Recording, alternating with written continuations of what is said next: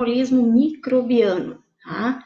E o que a gente tem dentro do metabolismo microbiano, sendo as fontes de energia metabólica, então, o nosso objetivo aqui.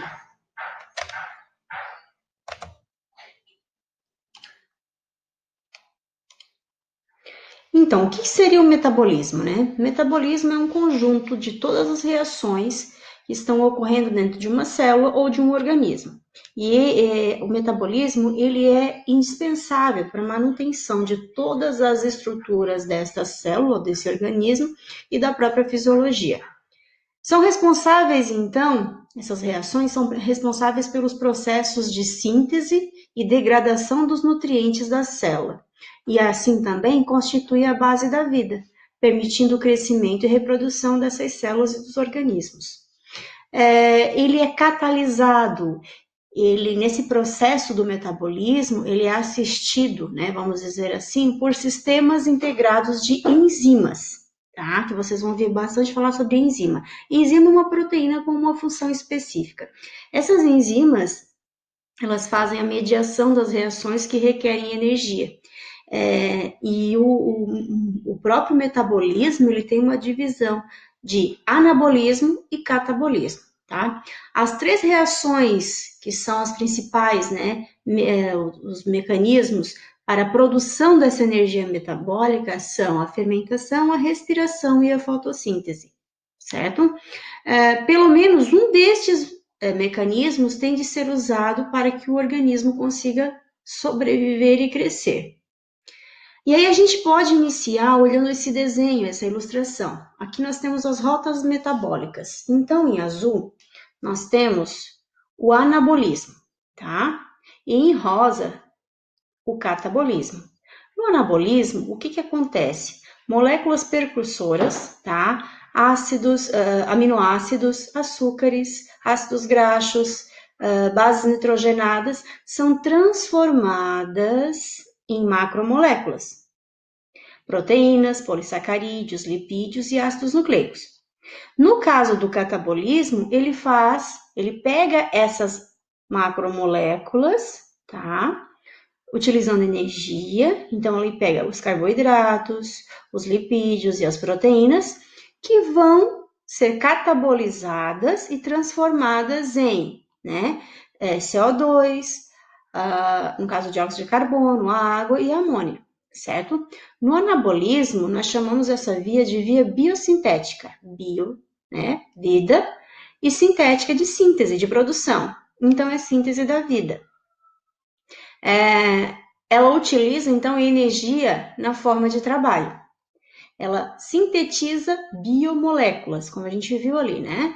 E ela utiliza vamos dizer assim, do objetivo da multiplicação. Já no catabolismo, ele é chamado de via degradativa. Ela degrada, ele quebra, né? E ele extrai energia.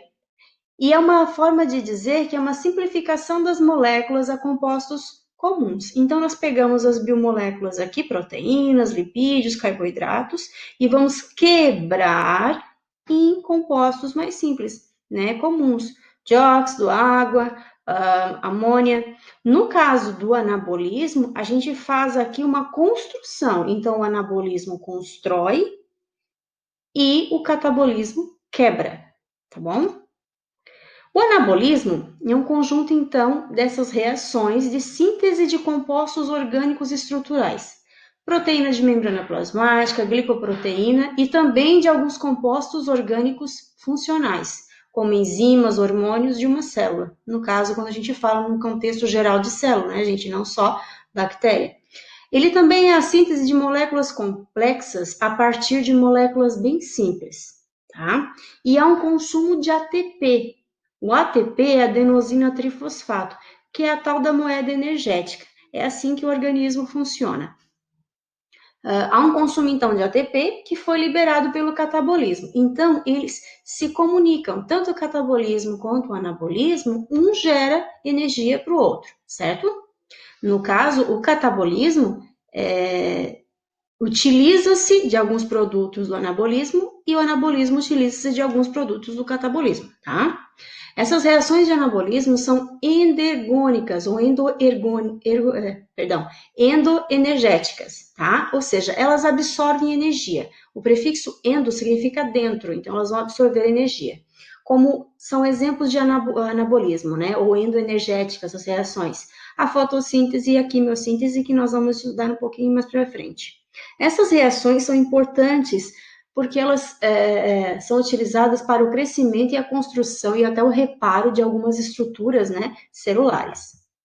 Catabolismo é o conjunto das reações de degradação desses compostos orgânicos complexos em compostos orgânicos mais simples, com liberação de ATP, tá?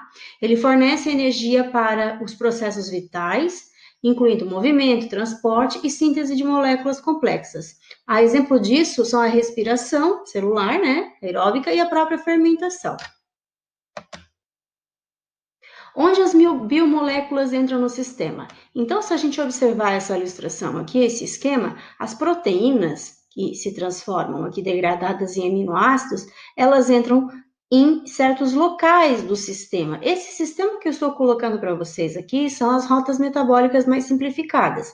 Então, as proteínas na forma de aminoácidos, eles podem entrar diretamente no circuito do ácido pirúvico, depois a gente vai ver um pouquinho mais à frente o que é isso aqui, tá? Que é a glicólise, né, a oxidação, o ciclo de Krebs e a cadeia transportadora de elétrons, tá? Eles entram nesse ponto, como também são integrados junto com a acetil-CoA, ou seja, é uma etapa antes, elas podem entrar, e no ciclo de Krebs, tá? Os carboidratos, que são açúcares, eles passam pela glicólise e vão, depois transformados como ácido pirúvico, tá? Vão até ao ponto do acetil-CoA, quando são ali, recebem o cofator, e entram no ciclo de Krebs. E depois, o restante dos elétrons partem para a cadeia transportadora. Os lipídios têm duas formulações, têm duas possibilidades. Na forma de ácido graxo, ele vai direto para esta fase do acetil-CoA. Na forma de glicerol, ele já entra um pouco mais acima, um pouco antes, tá? Na fase do gliceraldeído transfosfato, certo? O professor de bioquímica provavelmente vai trabalhar isso com vocês, o pessoal que é de análises clínicas e alimentos, tá bom? Um pouquinho mais, né? Fotossíntese. Então, gente, a fotossíntese é a síntese, produção de carboidratos, de açúcares, né? A partir da água e do dióxido de carbono, utilizando energia luminosa que é absorvida pela clorofila, que é um pigmento, e transformada em energia química, ATP. Então, o sistema é muito simples. As moléculas de gás carbônico, dióxido de carbônico, né? No caso aqui a gente pode ter, né, o dióxido de carbono. Ele é somado à água, ou seja, a água entra no sistema, a luz intervém e forma-se então uma molécula aqui de açúcar, mas liberando oxigênio. Aqui a gente tem um material que demonstra um pouquinho mais tudo o que acontece na própria fotossíntese.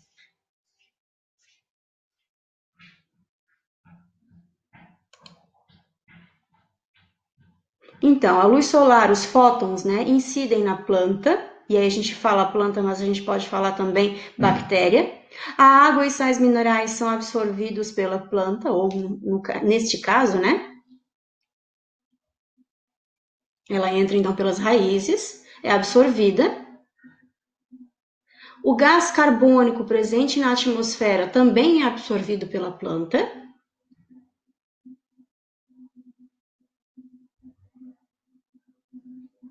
A luz, agora na forma de fóton, faz todo o sistema girar e produzir açúcares e energia. Simples assim. E o oxigênio acaba sendo liberado como resíduo dessa fotossíntese.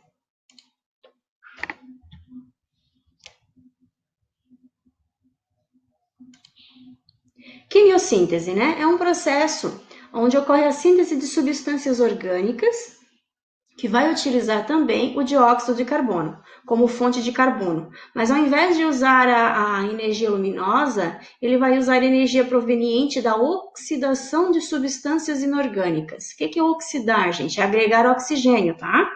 As substâncias inorgânicas, como a amônia, o enxofre e os nitritos. E até o ferro. Então, a gente tem ali um composto amônia que ele vai ser oxidado, ele vai receber oxigênio. O enxofre também receberá oxigênio. Os nitritos, que tem ali na sua composição nitrogênio e oxigênio, vão receber mais oxigênios. E o ferro também. Então, na quimiossíntese, ele utiliza substâncias inorgânicas, agrega o dióxido de carbono, produzindo energia, e assim ele pode utilizar essa energia para o seu organismo. Respiração aeróbica é o que nós fazemos, né? Mas algumas bactérias também fazem, um grande grupo. Que seria a quebra de moléculas orgânicas, geralmente a glicose, que em presença de oxigênio, com a liberação de energia e dióxido de carbono e água. Lembra, lá na fotossíntese, o que é absorvido pela planta, né? A água, gás carbônico e energia.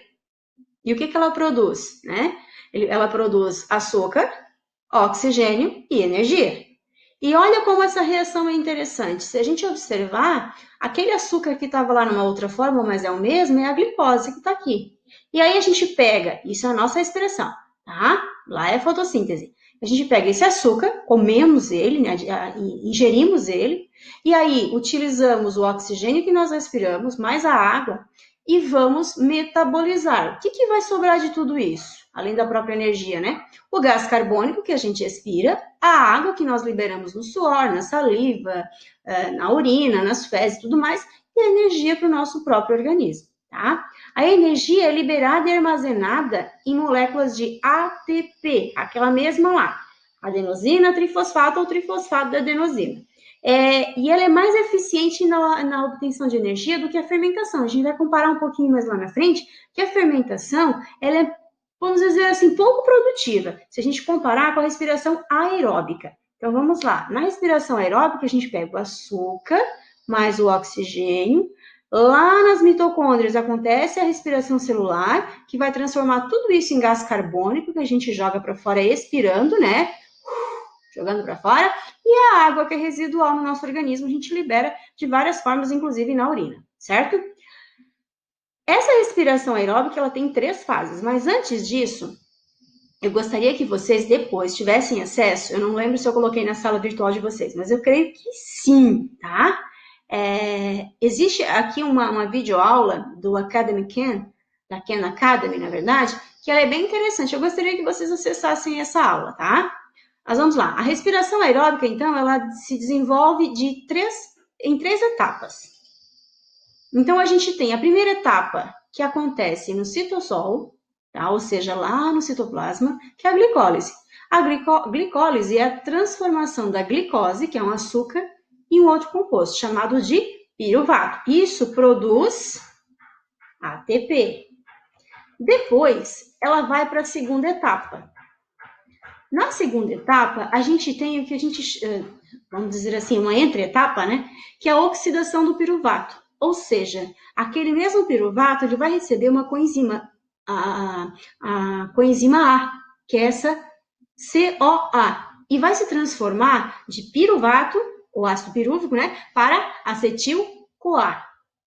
Esse processo acontece porque para que o próprio piruvato, para conseguir entrar nesse ciclo aqui do ácido cítrico, que as pessoas também chamam de ciclo de Krebs, esse material, esse composto, não entra se ele estiver assim. Ele só vai entrar se ele receber esse cofator aqui, tá? Que é a coenzima. E aí ele entra no circuito. Que circuito é esse? É o circuito do ácido cítrico, tá? No circuito do ácido cítrico vão acontecer reações aqui químicas de modificação e modelação, e depois, no final, vão sobrar hidrogênios. Esses hidrogênios aqui vão mover a fosforilação oxidativa, que é o transporte de elétrons de quimiosmose. O que é isso tudo, né? Não precisa se preocupar, tá? A gente vai ter uma explanação legal lá na frente desse material. E o pessoal de alimentos, tá? o pessoal dos terceiros de alimentos vai ter um pouquinho mais explanado esse conteúdo com o professor de bioquímica, o professor Fábio, certo? O restante, o primeiro módulo de análises clínicas e o terceiro de química, se apeguem ao que eu estou explicando. Eu não vou requerer de vocês muitas coisas, somente essas etapas aqui, tá? A glicólise, resumo, o que é essa oxidação aqui? O ciclo, em resumo, o que acontece ali, né? E a cadeia transportadora. Vamos lá. Na glicólise, tá? Que é aquilo que acontece lá no citoplasma, que a gente chama de aloplasma também, é um conjunto de reações de degradação de quebra do açúcar, da glicose, tá? E isso tudo vai fornecer para mim ATPs, energia, certo? E esse videozinho eu gostaria que depois vocês assistissem para ter um pouquinho, para ter uma noção melhor, tá?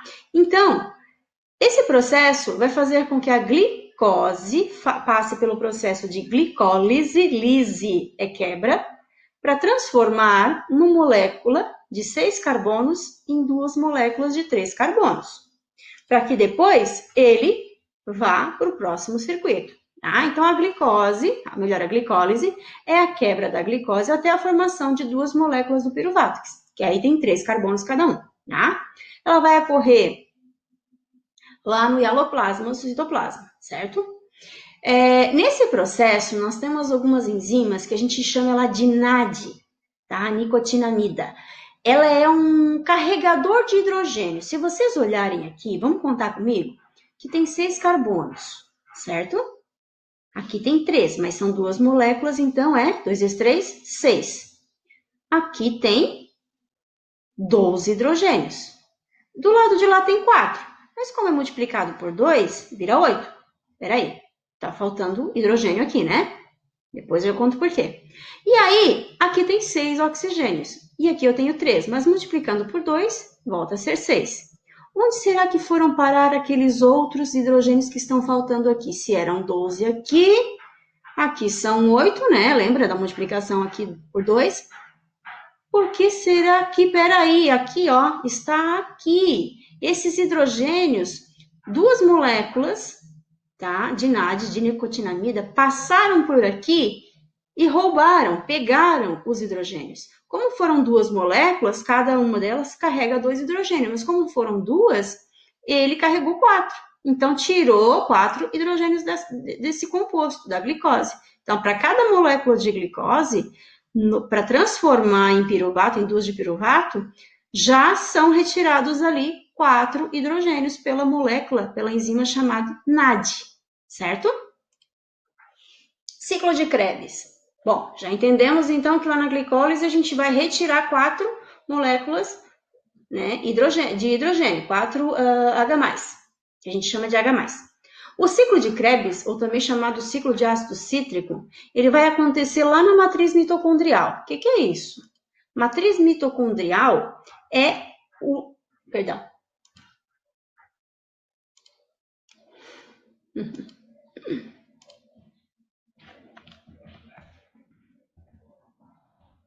A matriz mitocondrial, então, é dentro aqui, né? Ou seja, dentro da própria mitocôndria, que é aquela organela energética que a gente tem nas células, certo? Então, nesse caso, a gente vai perceber que acontece a oxidação. Ou seja, 2 compostos de açúcar vão passar por um circuito chamado ciclo do ácido cítrico ou ciclo de Krebs, tá? E dali vão ser retirados mais elétrons.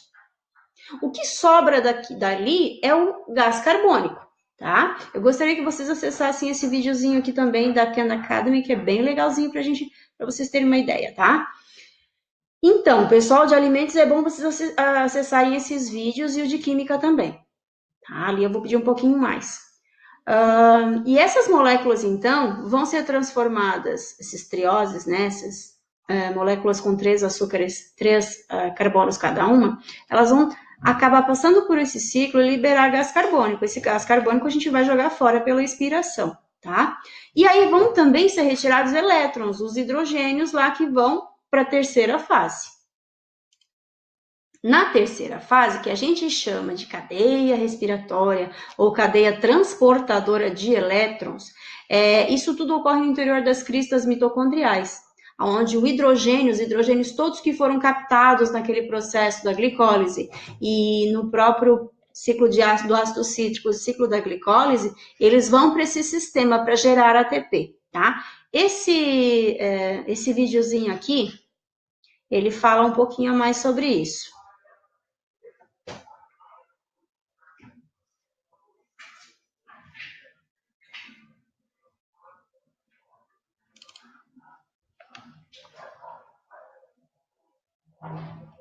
Então, o que acontece? Vamos lá. Esse ciclo é o ciclo de Krebs, tá?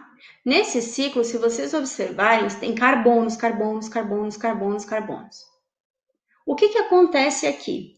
Aqui nós temos a entrada de enzimas, que eu já falei uma delas, que é a NAD, e temos também a entrada de uma outra enzima chamada FAD. Elas vão capturar os hidrogênios e levar para a cadeia transportadora. E aqui é que a gente vai perceber na cadeia transportadora, na respiração celular, né, que esses hidrogênios, o porquê desses hidrogênios serem retirados. Olha lá. Lá dentro da mitocôndria, nas membranas internas das mitocôndrias, vai acontecer, então, esse fato da respiração, tá? Isso que está entrando ali para vocês verem são, vamos dizer assim, os responsáveis por transformar o hidrogênio em ATP. Então, a gente tem o complexo 1, o complexo 3, 2 ou 3, citocromo, que também é um pigmento, e o complexo 4.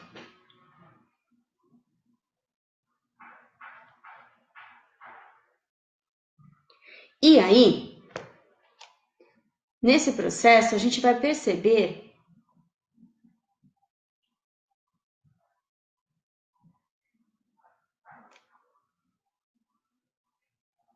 que a enzima NAD vai também trazer os hidrogênios. Ó, deixou hidrogênio. Era NADH, virou NAD. Esse hidrogênio vai passar pelo complexo 1. A FAD, que é a flavina, também deixa hidrogênios, só que nesse caso, esse hidrogênio vai fazer um outro caminho, outra viagem.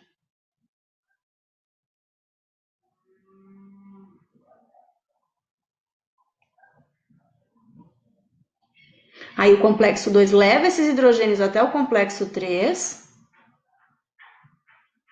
que aí sim o hidrogênio passa pelo complexo 3 para outra, vamos dizer, para o outro lado da membrana.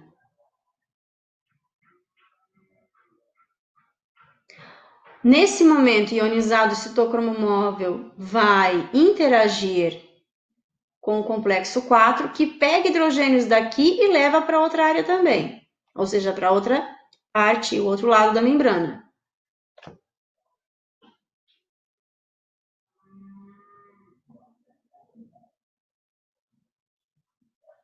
Em seguida,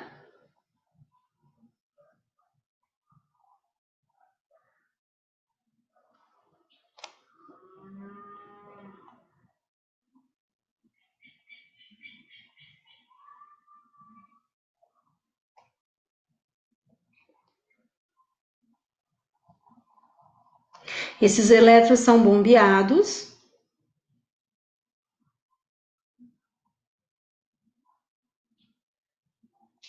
E aí o hidrogênio, ele acaba, junto com o oxigênio que nós respiramos, formando a água.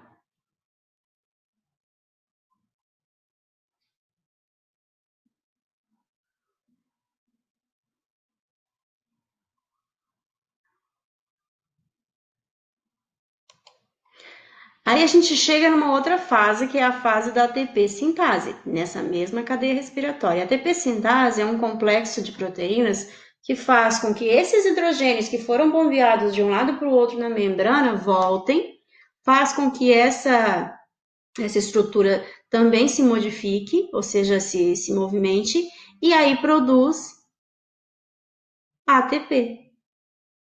Então, o que acontece? A gente percebe que tudo que acontece nesse processo é para a extração de hidrogênios.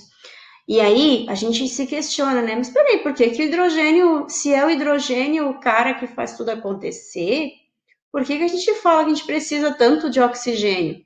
É muito simples. O oxigênio, ele é necessário, porque lá no final, se ele não estiver, o processo não finaliza, certo?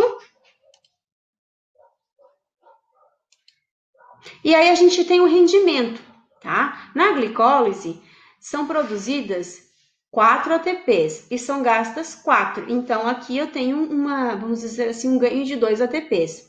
No ciclo de Krebs, nós produzimos 2 ATPs. E na cadeia respiratória, a gente produz 32.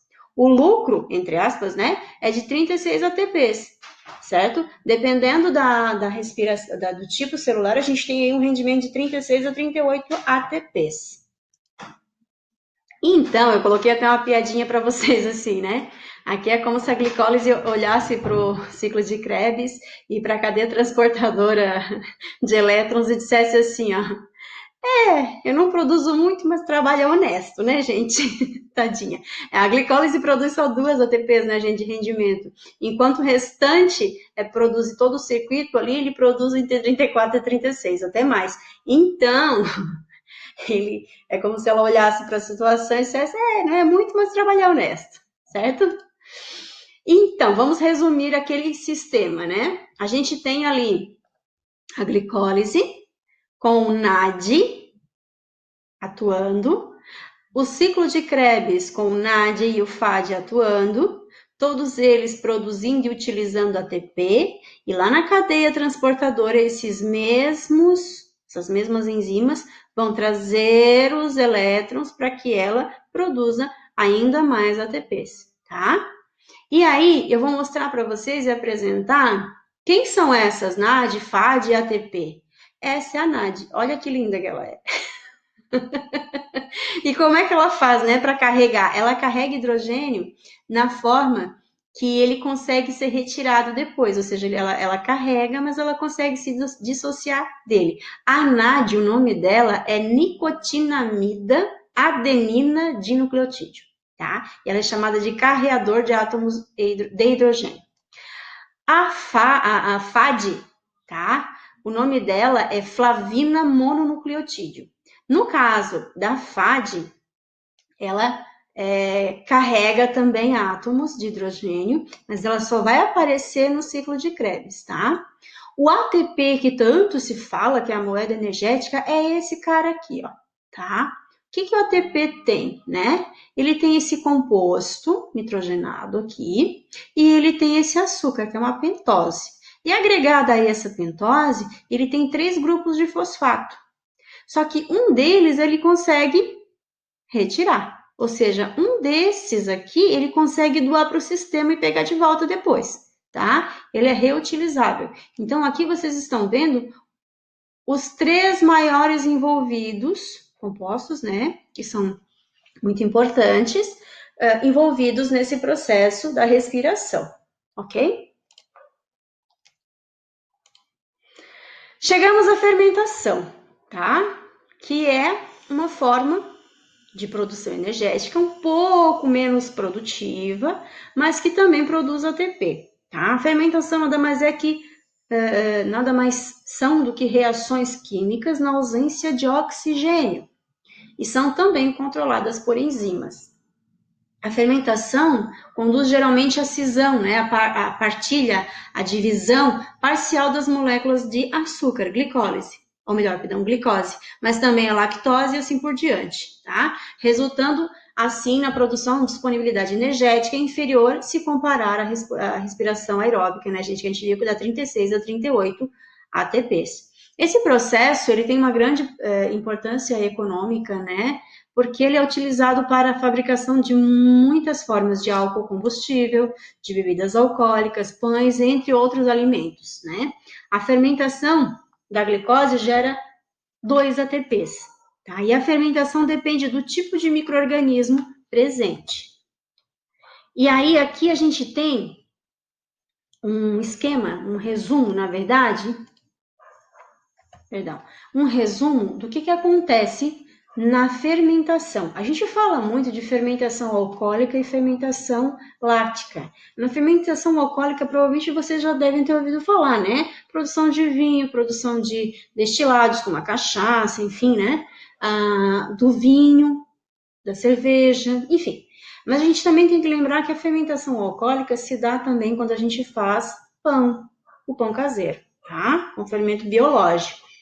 No caso da fermentação lática, é quando acontece, por exemplo, a produção de iogurte, de fermentados a partir do leite, tá? Iogurte, queijo e tudo mais. Já na fermentação acética, é uma divisão, vamos dizer assim, um prolongamento da fermentação alcoólica, tá? Onde o álcool é transformado em ácido acético. A gente vai ver um pouquinho mais à frente isso. Então, ali a glicose é transformada através da glicólise em piruvato, ácido pirúvico, que tem 3 carbonos. Então, aqui, vamos lá, tem 6 carbonos, aqui tem 3. Lembra que tem o 2 na frente, então multiplica. O que acontece no caso da fermentação alcoólica? Gera gás carbônico. É por isso que quando você está fazendo um pão em casa, ou alguém está fazendo pão, e ele está crescendo, ou está iniciando a assar, você sente aquele cheirinho no ar. Aquele cheirinho é o álcool e o próprio gás carbônico sendo eliminado, tá? Aqui nós também temos a produção de hidrogênios, a retirada de hidrogênios, tá? Se vocês perceberem, aqui eu tenho 1, 2, 3, 4 hidrogênios, e aqui, ou melhor, perdão, não é retirada, é a colocação, né, de hidrogênios. Então, a gente tem 1, 2, 3, 4 hidrogênios, aqui vai ter 1, 2, 3, 4, 5, 6. Então, ele traz hidrogênios. No caso da fermentação lática, a gente tem a transformação dessas desse composto com 3 carbonos em um outro composto modificado, tá? O NAD vem, traz hidrogênios e ele se transforma no ácido lático. No caso do ácido acético, há a produção de gás carbônico, há a entrada de água. E aí a gente tem a transformação do ácido pirúvico ou piruvato em ácido acético. Fermentação alcoólica, né? É produzida como um produto final o etanol e o dióxido de carbono. Então, lembrar que a fermentação alcoólica sempre vai produzir gás carbônico, tá? E aí a gente produz álcool combustível, vinho, cerveja, entre outras bebidas alcoólicas e até a produção de pães. Então, o que acontece? Aqui a ATP também trabalha. Então, a gente tem a transformação de um composto chamado ácido pirúvico, que é aquele mesmo que eu mostrei para vocês, mas aqui ele está com a forma estrutural de verdade dele, tá? Aonde ele vai ser fermentado, vai soltar gás carbônico, se transformar num composto secundário, e à frente, depois do NAD trazer hidrogênios, ele se transforma em etanol. Ok?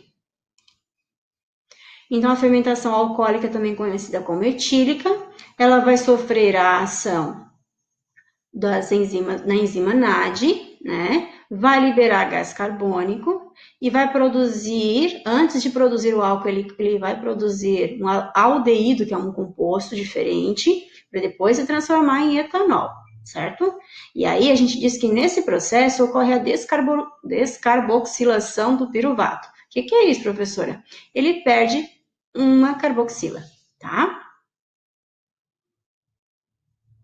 Ou, perdão, ele perde um carbono. A fermentação lática, tá? É produzido como um produto final, geralmente a partir da lactose do leite. A lactose é o açúcar nesse caso. O acúmulo de ácido lático, tá? Baixa o pH e causa a coagulação das proteínas. Então, se vocês já viram alguém fazer queijo, a gente, quando quer fazer queijo em casa, a gente simplesmente coloca algum tipo de ácido no leite a uma determinada temperatura para que ele coagule. Então, quando acontece a fermentação do leite, a gente tem ali o acúmulo de ácido lático, que automaticamente vai baixar o pH, acidificar, e vai formar aqueles grumos que a gente sabe e conhece, que formam o coalho, tá? E aí é utilizado esse material para produzir queijos e iogurte. Então, a glicose, ela é transformada em ácido lático e energia, certo? Então, se a gente for observar aqui os dois compostos, esse é o ácido pirúvico, que saiu da glicose, lembra que é 6, aqui ficou 3 carbonos. Aí, quando a NAD passa por aqui, ela deixa 2 hidrogênios. Olha o que acontece. Olha aqui, ó. H3C, OH. H3C, OH. Ou seja, ela acresceu aqui hidrogênio. Então, ela se transformou em um ácido lático. Fermentação acética, né? Eu acho que vocês já devem ter ouvido falar bastante sobre ácido acético, uma causa de azedar vinho e sucos de fruta e transformando assim em vinagre. Então, o que acontece? O mesmo ácido pirúvico, o mesmo piruvato, ele vai passar por um processo onde ele recebe a água do ambiente, porque as bactérias é que incorporam ele libera gás carbônico e com a ajuda da NAD, né, ele também é retirado dele hidrogênios e no final, ele acaba produzindo o ácido acético. Então, no final do processo da formação do ácido acético, sempre vai liberar água. A gente tem o álcool, que acaba recebendo oxigênio, sofrendo ação de bactérias. No caso aqui, eu coloquei para vocês Acetobacter aceti, que vai transformar esse álcool, junto com a oxidação, né, que é a bactéria mesmo que fornece isso, vai transformá-lo em ácido acético e água, tá? E aí a respiração anaeróbica. O prefixo AN significa não aeróbico, tá? Então, as bactérias que realizam essa respiração empregam um sistema de transporte de elétrons, aqueles hidrogênios, contendo alguns compostos que nós conhecemos na biologia, como citocromo, quinona, proteína contendo ferro e enxofre, e outras proteínas transportadoras desses elétrons. Seus sistemas respiratórios são, portanto, muito mais parecidos com aeróbicos, tá? Mas, né, não são totalmente iguais.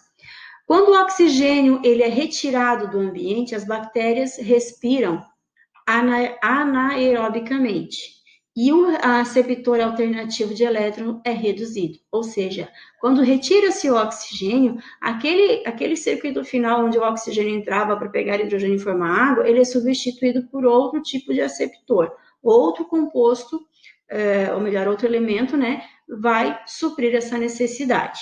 Pode ser, geralmente é um composto, ou melhor dizendo, um elemento, né, inorgânico.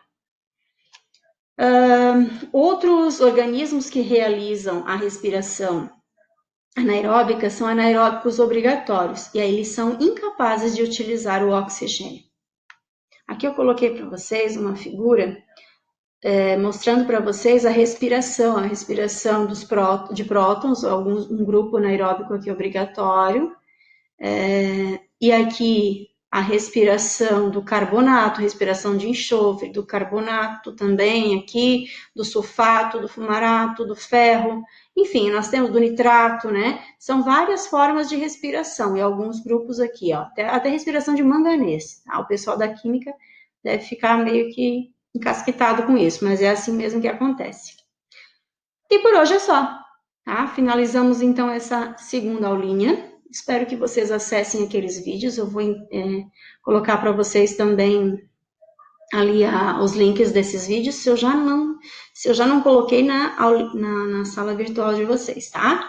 Então tá, fiquem bem, até a próxima.